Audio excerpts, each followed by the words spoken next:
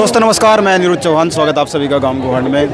अभी हम दिल्ली में हैं और जंतर मंतर पर विद्यार्थियों का धरना चला हुआ है। हमारे साथ में जनहित संकल्प पार्टी के राष्ट्रीय अध्यक्ष डॉक्टर हर्ष पटेल जी हैं, धरने में पहुंचे हैं। धीरे धीरे जो राजनीतिक लोग हैं वो भी धरने में आ रहे हैं। क्या कारण है, राजनीतिक लोगों को इस धरनों में आने की क्या जरूरत है? डॉक्टर साहब, पहले तो आपका दिल्ली में आने में स्वागत।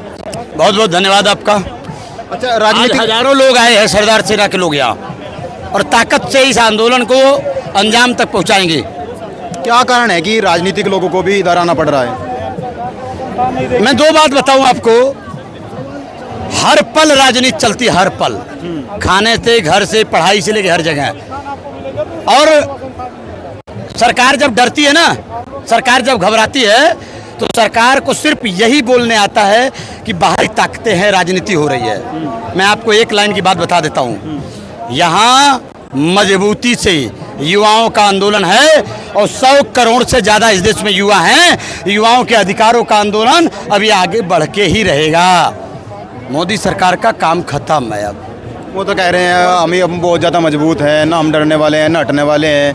पहले भी 1 साल 13 महीने आंदोलन चला था किसानों का भी, ये भी बैठे हुए हैं। भूख हड़ताल भी इतना लंबा टाइम हो गया है। आपको याद है यही जंतर मंतर है 2011 वाली आंदोलन, याद है कि नहीं? है, याद है ना? तब भी एक सरकार को अहंकार था, लेकिन उस सरकार में कम से कम लोकतंत्र जिंदा था। और यहाँ तो लोकतंत्र की हत्या हो गई है। इसलिए इनका जल्दी जाना होगा, जल्दी। अगले 2 साल के अंदर मोदी सरकार खत्म। कारण क्या नजर आते हैं? वो तो कहते हैं यूपी में भी अब की बार 100 करोड़ युवा अब करवट ले लिया है अपनी सरकार बनाने के लिए, युवाओं के आधार पर सरकार चलाने के लिए। और ये आंदोलन आपको लगता है हल्का फुल्का है? डॉक्टर अंबेडकर के विचारों से प्रेरित, सरदार पटेल के राष्ट्रवाद से प्रेरित यह आंदोलन है। यह आंदोलन हल्का नहीं है। इस आंदोलन में पूरे देश के लोग हैं। 20 तारीख के बाद यह आंदोलन गांव-गांव पहुंचेगा और हम लोग पूरी व्यवस्था पूरे देश में सींच के तब यहाँ आ रहे हैं। यूपी में क्या लगता है 27 में कुछ बड़ा बदलाव भी हो सकता है? नहीं, सरकार जा रही है और बाद में बात कर लेना। आज यहाँ की बात कर लो आप। यूपी से है ना, इसलिए पूछ रहा हूँ। यूपी में तो सरकार जा रही है, सरदारों की सरकार आने वाली है और बुलडोजर की सरकार जाने वाली है।